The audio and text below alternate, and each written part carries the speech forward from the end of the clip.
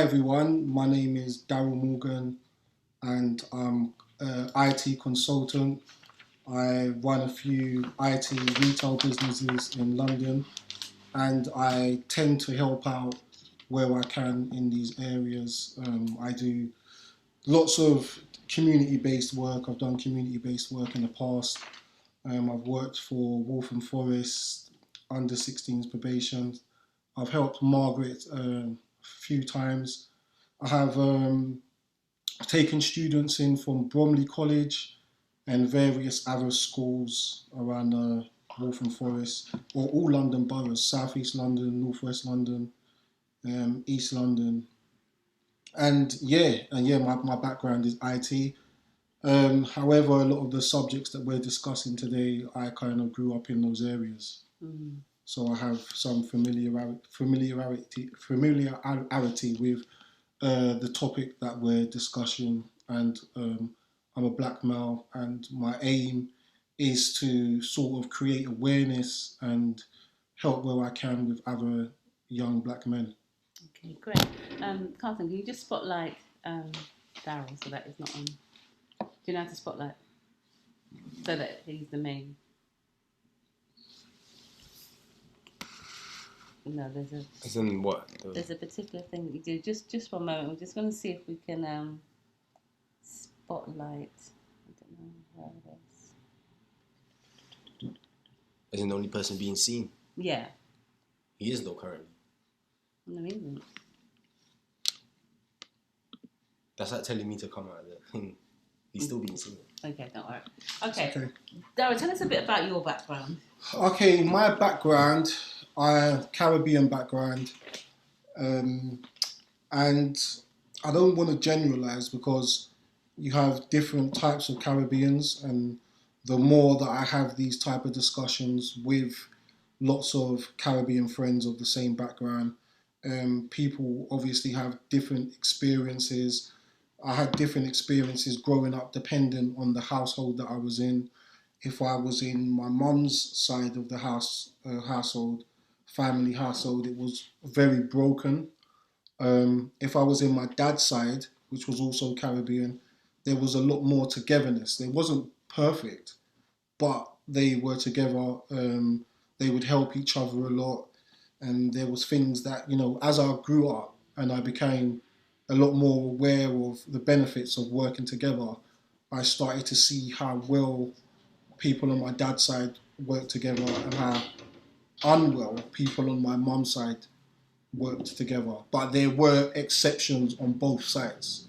So a lot of the things that what you just heard in the clip with Ian Wright, I saw tons of stuff, whether it be violence. My grandfather, who was my mum's dad, he was extremely violent,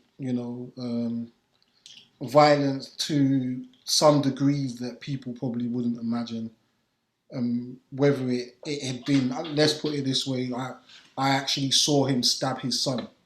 So that's the level of violence that I saw growing up in that house, and everyone who spent time in that home became violent. So his son's constantly in and out of prison, whether it would be armed robbery, whether it would be kidnap, blackmail, whatever you could think of, there was somebody participating in this sort of level of crime, which was just violent, which was actually normalized to. It became normal. My mum wasn't that violent, I would say, but my mum probably was desensitized to it, as we all was on that side of the family, and I was quite fortunate that my mum later on became a Christian, and she found God, and within her finding God, we started to develop new habits in our home. And I'm very lucky that that actually happened, because things were going the wrong way, to an extreme degree, whether it be the stuff that a lot of the young kids are sort of getting up into, carrying weapons, violence with other states, turf wars, etc., drugs, etc. And but I think seeing violence in the home kind of gets you ready for that world that that could be found outside in certain circumstances. Mm. So yeah, so literally went through that and it took me quite a while for me to actually realize what was happening. So at one stage in my life, these things were happening so often, and it was almost like every day of the week. So it was happening so often that I actually started to feel as if I was invincible. And this actually sounds crazy, but we were hurting people every day. We were getting away with it every day, and even as going as far as carrying a firearm in my car every single day of the week. And it was, and you wouldn't get caught. It's like you wasn't being caught. There was no repercussions, and it wasn't until I saw a friend of mine die, and I saw his body on the ground, and his family came over, but his family was slightly different. So he actually came from a well-off family. He didn't actually have to be around us, and he was the person that got killed, and he was a white guy, and he would always be surrounded by other black men. So the moment that he got killed, it was almost like you black guys have killed him. But for me, that was a huge turning point because my mum was extremely poor. His mum, I'm not going to say that they were rich, but they were a lot better off than I was. So they could afford to bury their son as much as it hurt. My mum couldn't afford to bury me if I was him. And then I kind of saw that nobody really wanted to contribute to his funeral, regardless of how many materials we had. If we had Rolexes on, if we had Pradas on, if we had thousands of pounds in our pockets, nobody wanted to contribute to this guy's funeral. So my take on that was, well, if this was me, how would my mum cope? How would she be able to bury me in this situation? Which I knew basically wouldn't happen. So, but that kind of woke me up from the violence because it was the first time that I sort of seen somebody die. And the impact of what it caused, the impact it caused his family, his mum, his dad, his brother. I was still dealing drugs at the time, and where his brother actually got killed was more or less at the top of my road. So every time I'll be coming out of my house to do drug deals, if it be at 1 a.m. in the morning, 3 a.m. in the morning, I would see a family member of his crying next to where he died. So I'd be going to meet someone and then I can hear tears coming out of like the darkness in the area where he got killed, and I'd look over, I'd walk over and I'd see his younger brother there crying, at 3 in the morning, 4 in the morning. So, and they didn't live on the estate. So they were traveling down from where they lived, which was actually a really nice part of the area. And I saw them mourning sort of firsthand. Plus I'd seen the repercussions. The newspapers were telling a different story, but going back to the trauma side, then I realized I wasn't invincible. I realized that I was lucky, more than anything. And I think, my mum praying for me constantly every day definitely contributed to my luck in some way or another, because the amount of occasions that I slipped through a net, or the amount of occasions where I didn't actually pay for what I probably deserved to pay for, was high. It was incredibly high. Like I said, it was a daily activity, like it was a job, 9 to 5 every single day. And that's how I literally got by. I moved out of the area once that happened. And when I moved out of the area, I moved to like a place in Essex. I moved to a place called Wickford, if anyone knows where that is. It's like an area near Basildon. So I moved there and it was just like a complete shock. But I had to move out of the area because I felt as if I couldn't trust my environment. I felt as if I was going to be next, and I felt as if I should have been first. But once I got out of the area, me having to readjust and become normal was really difficult as well, because I carried a lot of these experiences with me into Essex. So whether it be walking to the shop, I wouldn't be able to walk to the shop before without a weapon. So walking to the shop now, every time a car sort of drove past, you're sort of looking behind you.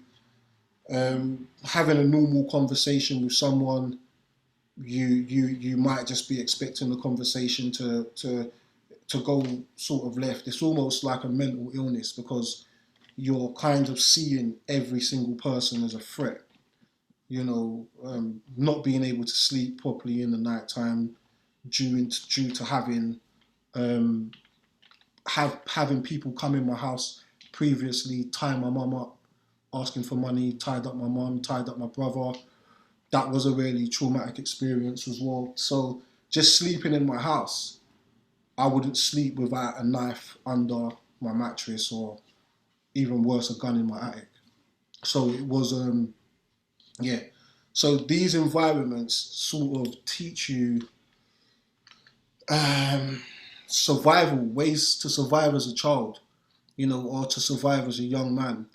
And if you're living in them environments your whole life, which I done, we moved from one council estate to another council estate to another council estate to another council estate. So all of the worst council estates in my borough, I actually lived on them. So if you know the Waltham Forest area, I lived on Boundary Estate, I lived on Beaumont Estate, I lived on Oliver Close Estate, Chingford Hall Estate, Cattle Estate. So, but it was going through this, you just develop loads of different survival techniques that don't really work in the real world, and that you have to learn how to grow out of, or you have to learn how to drop in order for you to move forward in the right way long term. I remember you saying that in the old area where you used to live, that the shop was just literally a couple of minutes down the road. Yeah. So the shop that I was actually living in when I was living on Chingford Hall Estate, I lived on a road called Keatley Green, and there was like one main shop on the estate, and I could get to that shop in like less than 60 seconds, 90 seconds. I could be at that shop, but me leaving my house going to the shop would be dangerous, you know, which is like a 90-second walk. So, you know, there was people that got shot outside the shop.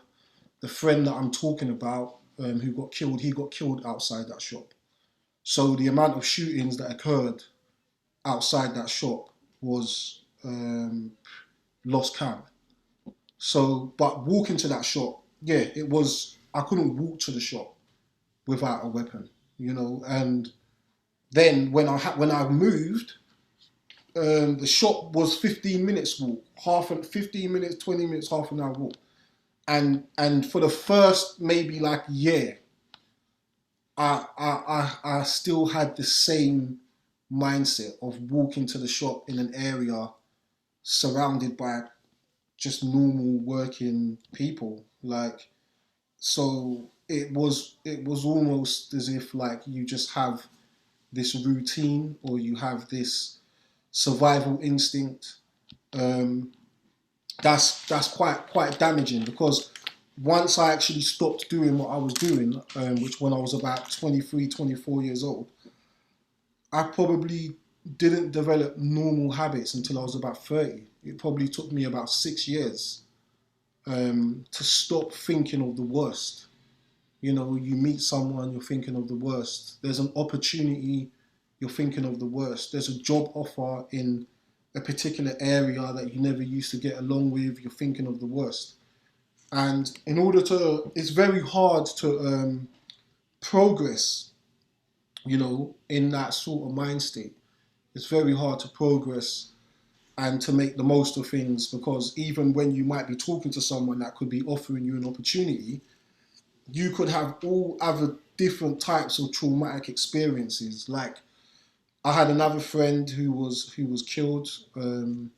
He was killed around the Old Street area. He was stabbed sort of like, was it 31 times? So he died 3 or 4 months after the first friend died. So when I already got out, then my best friend was killed. He was my best friend. And the Old Street area for me is I get tons and tons of business around there. Loads of business around there. So, and even now, I still have to drive past the area where he was murdered. And, having to do a job across the road, which I've done multiple amounts of times, it's not easy. So creating these traumatic experiences that you have to live with, they can take a long time to see the back of them. And obviously I'm quite fortunate that, well, I'm very fortunate that I'm one of the only friends out of the circle. So if you put me on the wall with 50 of us, which we probably started off with, 16 years old, there was probably 50 of us. If you put me on the wall with 50 of us, I'm probably the only one that, either hasn't been shot, hasn't been stabbed, hasn't done prison time, and has gone on to do a business, to create a business that's doing well. A lot of the others are various issues, whether it be mental homes, whether it be in prison and live a better life in prison, or whether it be still suffering some sort of impact from being shot in the past, etc.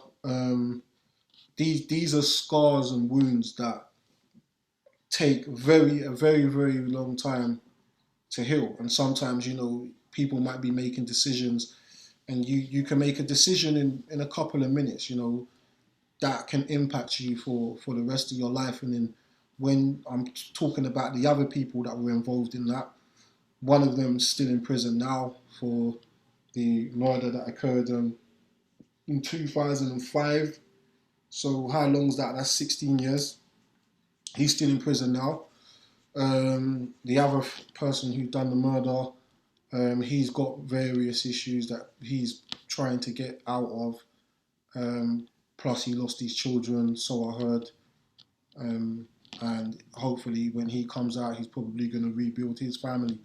But these are things so that 16 years later, 15 years later, he's still trying to patch up some of the impact that happened at this time. But going back to the actual topic, which is the violence in the home, it contributes. Seeing violence in my home contributed to a lot of the choices and a lot of the decisions that I was making outside. If we saw violence outside, well, it was normal because we saw violence at home. So but trying to move out of that space, I had to do a lot to move out of that space. I had to open up to people that I never thought I would be opening up to at some point in time, whether it be, I think one of my first experience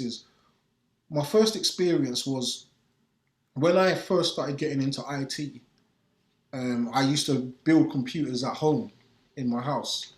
So I would build computers in my house, and my first experience was with a white guy. If I can't remember, I think his name was, what was his name? I think let's just call him Nick. I can't remember his name, it was such a long time ago.